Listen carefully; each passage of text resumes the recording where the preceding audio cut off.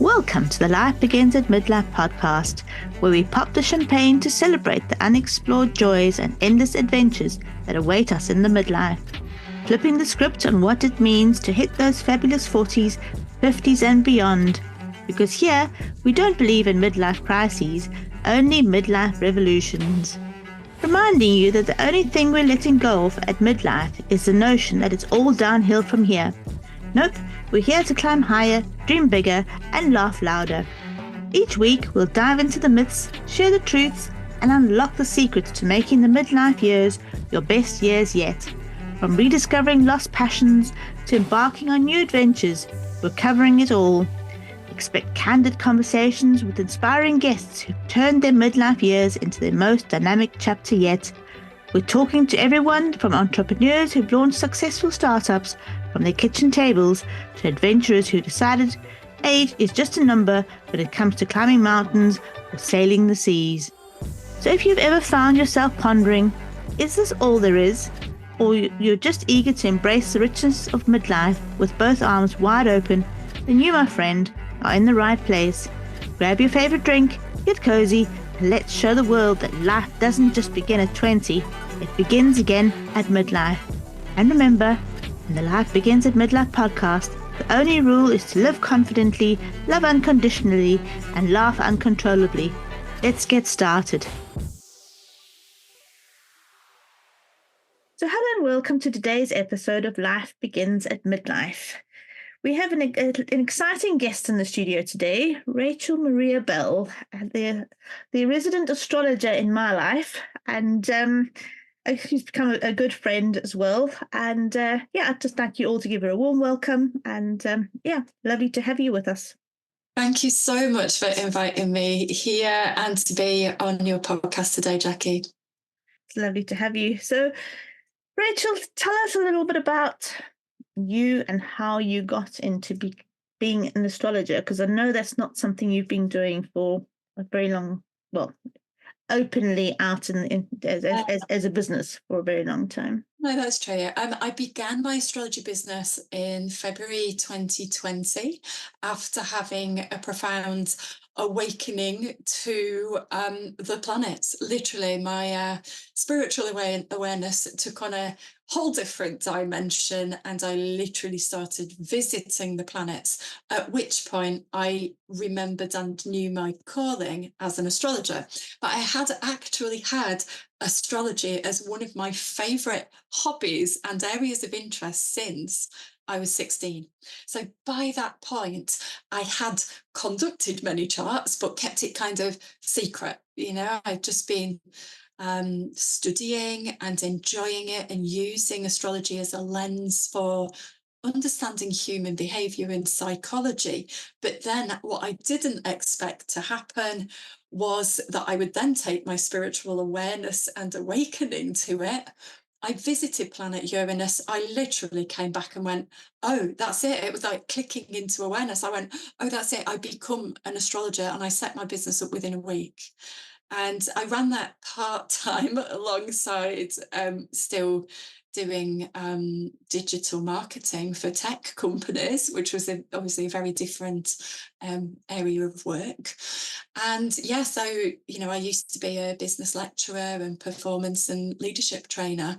And now since 2022, I then made this declaration, right, I'm going full time with this business. I back myself to do it. So I work with all sorts of people, mainly spiritually awakened, conscious, heart-led leaders who are looking for even more unlocking of their superpowers. Gosh, that sounds amazing, and must be so interesting speaking to so many different people and helping them understand who they are meant to be on this planet. Absolutely. Well, as far as I'm concerned, the astrological chart is such a powerful soul declaration that our soul's already made. It's like, you know, when we say the phrase written in the stars, it's like these are your soul's original intentions for this lifetime. This is what you already agreed to be and do, and everything you called into being for your life purpose and what you wanted to expand into. So, yeah, it's like it's there, it's written in the chart. But of course, I then use my psychic gifts as well to just channel extra information for that unique celebration of individual person. Gosh, and I think, so many of us have led a life, based on social constructs and things that society have imposed upon us. And we've lost sight of the true reason why we've, incarnated into this time and place. And I think it's important for us to, have that person like yourself to be able to help us understand and get back in touch with, the real reason, I think. Oh my goodness, absolutely. And like that deconditioning process is so real. And I walked that path myself of having to like do that unlocking, the unraveling of the unbinding of hang on, who is Rachel? Like what did she come here to do and be? And then, I would have memories of as an 8-year-old sitting on the floor at home with a blank piece of paper, sitting up and just going, why do I keep drawing circles and dividing it into 12, not knowing what to put in the boxes?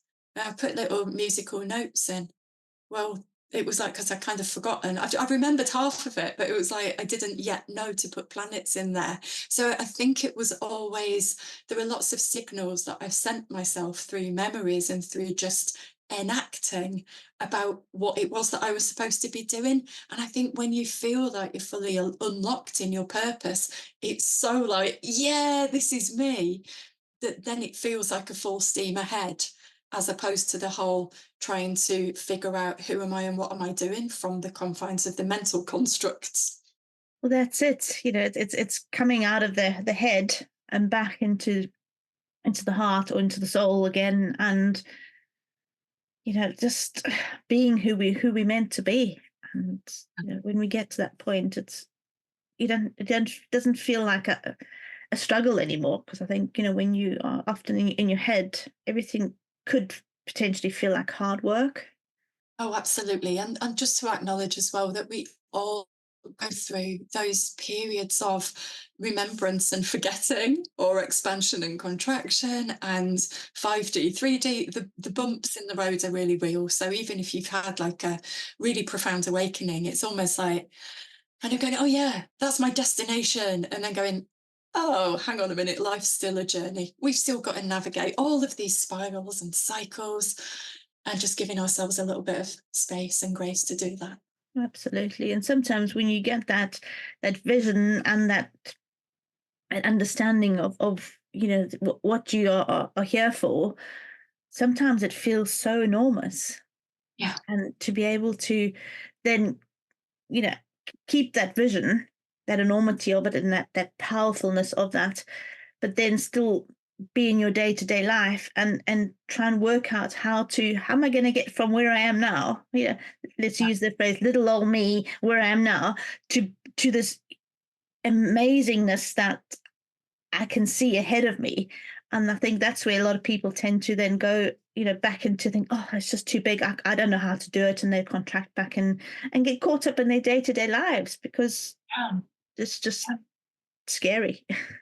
Yeah. And also, when you're seeing these massive visions and your own amazingness and your own potential, your own expansion, you're seeing it on a higher dimensional level where there is no time. And therefore, so for example, for me, it was 2017 when I was sitting at my kitchen table going, I can see the book that I write. And then when I brought that back into my everyday life, I was like, what the hell's the book about? And I had so many iterations of the book until a little while later when I went, oh my goodness, I'm living the plot line. What the heck? And then kind of going, let's tune back into that vision, which felt absolutely amazing. And yet it came with no timeline. Okay. So the time for that is just allowing those periods of expansion and contraction to happen until the birthing pains are over and it's there. And we have attuned ourselves to be the vibrational match, to be it in the 3D, as well as live it on all levels.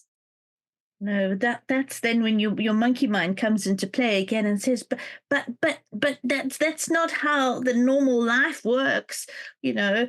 And then you get caught up into that whole spiral again of thinking, oh, but that's not going to work like that. I can't do that, and it's And you're absolutely right. I do feel that, yeah, and you know that trust and surrender, you know all these things.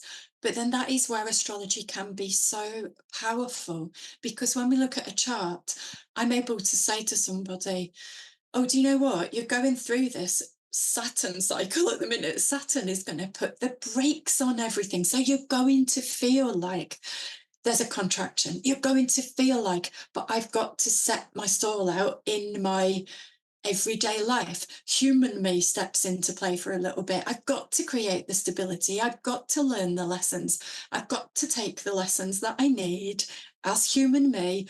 Maybe there's this period of adjustment as I recover, calm my nervous system, all the things, you know? And that's where it can be so powerful to have astrology to just say, it's okay. You've got this period of this particular transit and this will lift in August or whatever, because it really takes that weight off the minds of people who are able to see these enormous visions and they have a sense that they've got a big mission to fulfill. And marrying that up with the 3D lived reality, yeah, it can be a challenge big time. And we all do go through many, many tests along the way. And I know that when we talked about me coming here to chat today, we were talking about the astrology of midlife. And there are so many of these transits that affect us all. None of us escapes these transits, but what we make of them can look so different for each of us. absolutely. And I think, like you mentioned, if we know it's not going to be a forever thing, that it's only going to be for a period of time, we know that it's okay to go through that. But if you don't know and you just all of a sudden hit that period of, you know, I don't want to do anything, I want to just retract. Yeah. You think, what's wrong with me? I need to sort this out. I need to get some help, or I need to pull myself together and get out of it.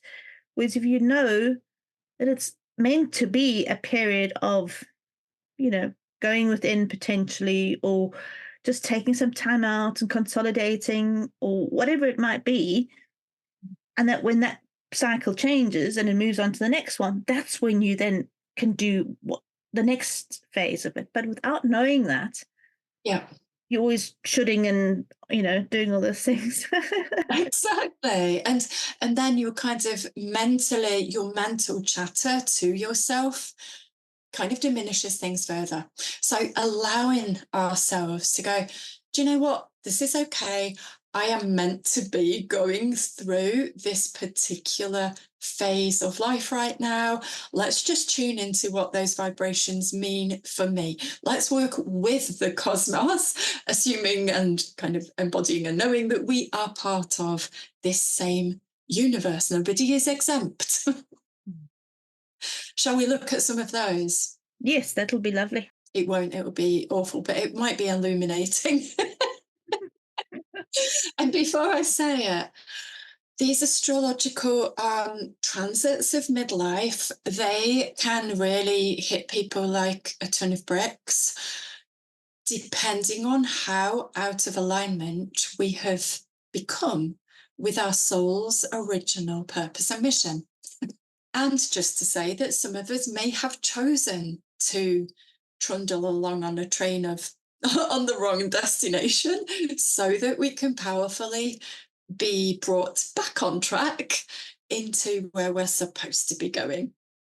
The course correction can be quite dramatic in some people's cases. So the first one is Pluto square Pluto. So when we are born at the moment of our birth, we all have this imprint. The planets are, it's like a snapshot. So our birth chart is like a snapshot of what the planets were doing at that moment when we chose to take our first breath in this amazing incarnation.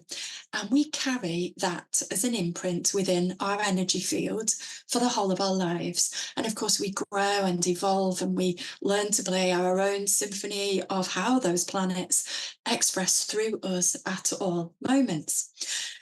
And when we arrive at the point where Pluto, that's moving slow as he does, where Pluto is transiting in the sky, when he matches up in an exact square, which is a 90-degree aspect and angle to our natal, or rather inner Pluto, it's kind of creating this enormous tension. So it's like a right angle, but there's nothing right about it. It's so challenging. A square goes, what have you not been doing or seeing?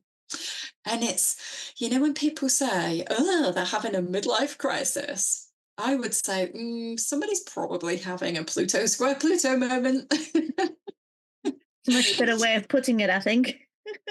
Yeah.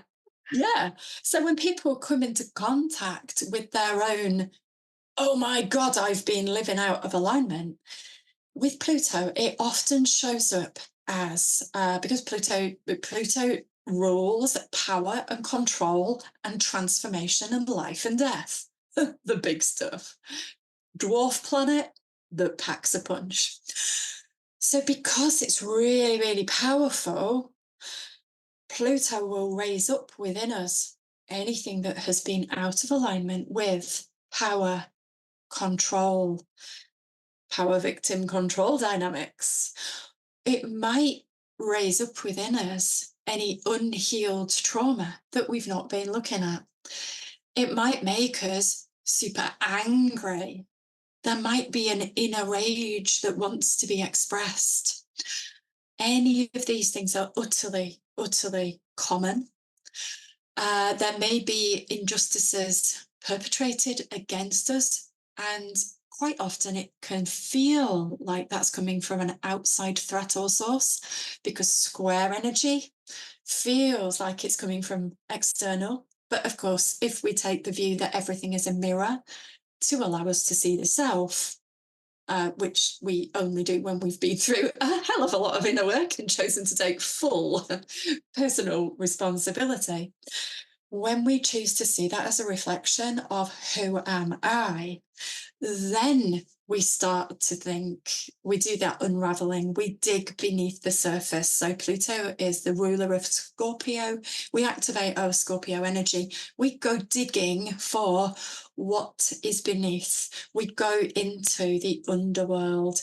We take a look at that shadow. We take a look at, where have I been out of alignment? Where have I been pretending that I'm the goodie and calling other people the baddie? Where have we repressed ourselves?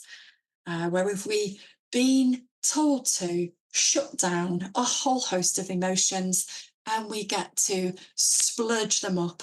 And it can come up in many, many different ways. We might experience it as a rumble from within. We might experience it as a complete, pardon my language, shit show in our lives. But something will basically come up to the surface. Now, this transit goes on for 18 months to 2 years, and it's very powerful to look in our lives as to when that happened. It will be normally sometime between when we are 37 and 40. It can be pinpointed exactly. So for all of the people who were born around 1984, you guys are going through it right now. And for those of us who were a little bit older than that, we probably went through this whole thing, 6 to 8 years ago. And perhaps you might resonate with going through a particular shit show in your life. Yeah, I think I can pinpoint that. Maybe I wouldn't call it necessarily a shit show. I would have called it Yeah, a bit of a transformation and yeah, Absolutely. complete change of change of life. Yeah. But people do But while I powerful. was going through it, it might have felt like a shit show, but looking back on it and thinking, "Oh, maybe." Yeah, absolutely. And when it depends on what we go through as to whether we feel like we're experiencing a death, because we will be. There will be a death to some part of us, or a death to a part of our physical life. There may be something that ends, a relationship might end, um, a phase of our life might end. We might move, physically move. We might move jobs. We might move careers. We might move physical location. Or it might be an inner transformation where we say, that part of me that used to be, I don't know, people pleaser or whatever, no, had enough of that. I reclaim my sovereign power. Boom, watch me now. But often it's much more of a deep inner transformation that we go through. And people will, it may be a dark night of the soul, as people call it. It may be coming face to face with our own limitations to allow that part of ourselves to die off so that we may rise like the phoenix from the ashes and make that new declaration of independence of who am I now? And we keep going through these different iterations of who am I now? And the purpose will be that by the end of that transit, Pluto square Pluto, that we emerge polished with less of that conditioning, with less of society wrapped around us, and more of our true being shining through.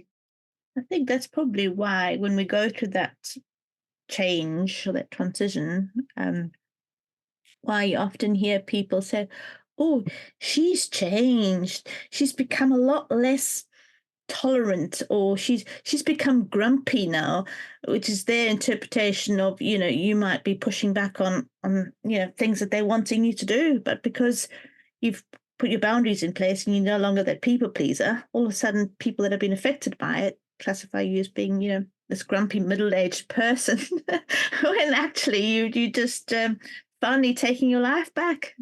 That's it. And blaming somebody else is far easier than taking control and looking at what we're Of supposed to be doing, course. Yeah, of right? But course. just, nobody, like I said, nobody is exempted these transits. We all go through it, but what we make of it, whether we choose to take full power back and take control of ourselves and decide that we are in control of our boundaries, our thoughts, our emotions, our spiritual power, our emotional power, whether we take control for ourselves or whether we start to try and control others by repressing that, yeah, I think we can see that play out in different energies.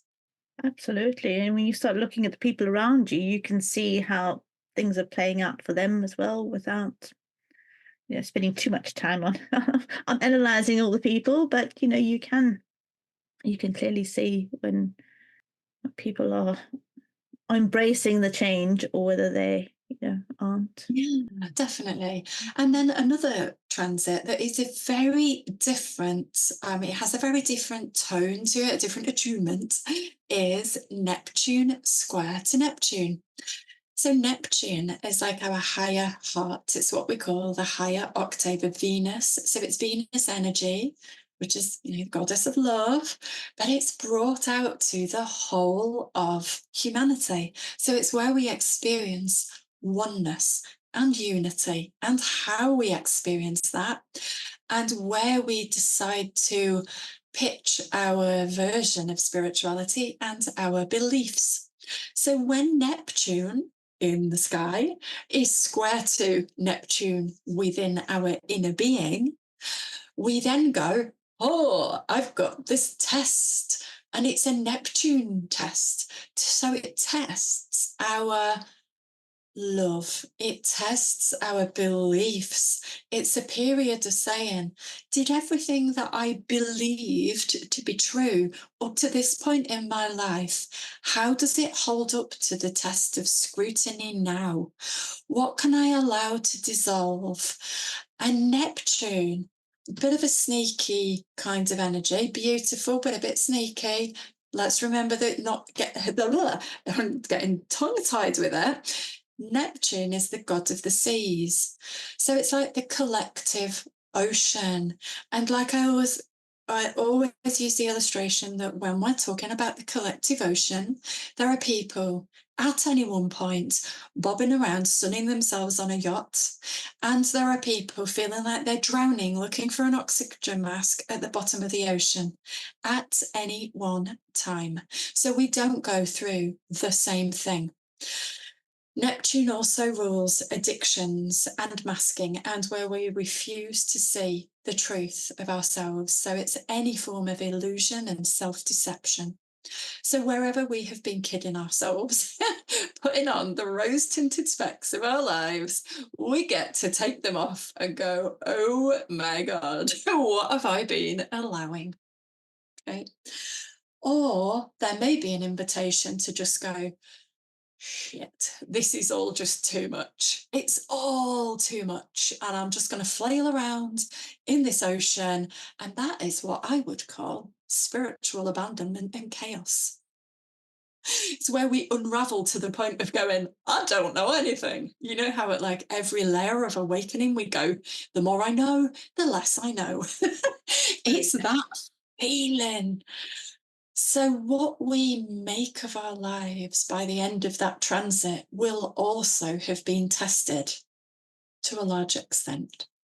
No wonder we all go through this amazing transformation. Absolutely. And then the final one I wanted to mention is Uranus, opposite Uranus. My best friend Uranus. Oh my gosh. Uranus, planet Uranus, takes care of our higher dimensional thinking. So it's what we call the higher octave of planet Mercury. So where Mercury is in charge of our mental constructs and what we think and speak on a human level, Uranus brings in the blast of divine light from beyond and infuses us with higher dimensional thinking. So it's like a shock. It's like a shock to the system. We may feel that we've been blasted by knowing, and the kind of knowing that comes through us channeled like a powerful light of that divine energy that just goes, wow, I cannot unsee what I just saw. I cannot unhear this message. So however we have these experiences, whether it comes through a shock in their life, you know, like in a physical sense, we might be, I don't know, Uranus rules accidents or shocks. You know, we might suddenly be confronted by an affair in our marriage or a car accident, or do you know what I mean? Like these big, powerful events that come through the life, that might put us to our knees or flat on our backs and go, wow, I've had a shock. It could be physical. It could be like a heart attack. It could be, you know, a diagnosis of something. And there are many ways for Uranus to come through us. For other people, it may be like I literally had a visit to planet Uranus and came back and knew that I had to be an astrologer. Okay, that was my Uranus awakening. But I'm not saying that's going to be the same for everyone. You're going to have created a precedent there. Everyone's going to want to go go and visit the planet. Yeah, might be a little bit unique. But the thing is, Uranus does rule also changeability, revolution, rebellion. And it makes us go, oh, yeah, this is me as a unique being, as a divine celebration of uniqueness. It's the whole this is me declaration on a real powerful blast of light level. And we are forever changed. So that Uranus transit as well, really, really worth knowing about when that is exactly. That normally comes around age 42. And it lasts again for about sort of 1 to 2 years. These are all quite long-term transits because they are outer planets, and the outer planets move very, very slowly. So, for example, Pluto, it goes 7 months forwards and 5 months back. So we get to But that's really where the whole thing comes from. I take 2 steps forward, 5 steps back. exactly. Yeah, totally. So we have that sense of, oh my gosh, why am I revisiting this same lesson again? Well, the planet's going to do what they're going to do until you've grasped it. So we get 3 opportunities. If you think about the aspect, the square aspect, Pluto goes, just taking Pluto as an example, but all of them do this, they go forwards once, back over it again. So that second time is it's like pulling a spring backwards, and we kind of go, oh gosh, I'm really learning that lesson, but that retrograde motion feels like such a pulling it back, pulling it back. What am I learning? What am I learning before we go forwards? And by that third time, you're meant to have grasped it. Third time lucky. Yeah. See all these sayings, how they tie back into it. Exactly. And we can use astrology to really accurately pinpoint those periods of time. That's not to say that the planets do the work for you. We are human beings who have, we operate in a universe where free will is the modus operandi. It's down to us as individuals to work with the planets, not against it, to work with our own inner divinity, not against it. The planets are there as our friends, okay? This is my view. We can work with our divine power within cosmic energy. We are of this universe as well as in it. And we're also human beings who get to choose, do we do the work? Because the planets are not going to do it for us. We could remain as utterly unenlightened at the end of a transit as we went into it. Yeah, absolutely. It's using it as a tool, not as a prescription, almost to say, oh well, my life's really a ball of nonsense at the moment just because my planets aren't aligned properly. That's not the reason. No, we've still got to take that responsibility. And then, we can have a little bit of help and guidance as to what the F is going on as we work to become the person we already were anyway. Absolutely. And that, it just helps us find our way back to our soul's purpose and to potentially, well, we might have been happy before, but we'll really be happy when we are fully aligned with who we are meant to be. Yes, that's when we experience those moments of joy, isn't it? When we come into true contact with, oh yeah, this is me. Absolutely. That it's like a coming home here, where you like, oh, and things just seem to fall into place so much easier when, I'm not saying life is easy by no means, but just the little things that fall into place, and you think that wouldn't have happened if I hadn't have been in the right place and moving in the right direction. Yes. Yeah, just that constant course correction back into your truthful alignment. It's amazing. Well, you and I could talk for days without coming up to ends. I think we'll wrap it up there for today, and we'll have another conversation, or 3 or 5 or 10 or whatever it is, as we go along. And it was really lovely speaking with you today, and look forward to speaking to you again. Thank you so much for having me, and thank you to anyone listening. As we wrap up another episode here at Life Begins at Midlife, we want to take a moment to extend a heartfelt thank you to our sponsor, Jackie Bourne from Purpose Unleashed. Jackie's commitment to empowering individuals on their journey of self-discovery and transformation truly aligns with the spirit of our show. Whether you're navigating the challenges of midlife, seeking clarity on your next steps, or simply looking to live a more fulfilled life, Purpose Unleashed offers the guidance, tools, and support you need to turn your aspirations into reality. For those of you feeling stuck or at a crossroads, remember, it's never too late to redefine your path and embrace the life you've always dreamed of. Visit Purpose Unleashed website to discover how you can start your transformative journey today. Let Jackie be your guide to a more vibrant, purpose-driven life. You can find this link to the website in the show notes below. And to our listeners, thank you for tuning in and sharing your time with us. Remember, every day is a new opportunity to grow, to love, and to make a difference. Until next time, keep striving, keep dreaming, and keep listening.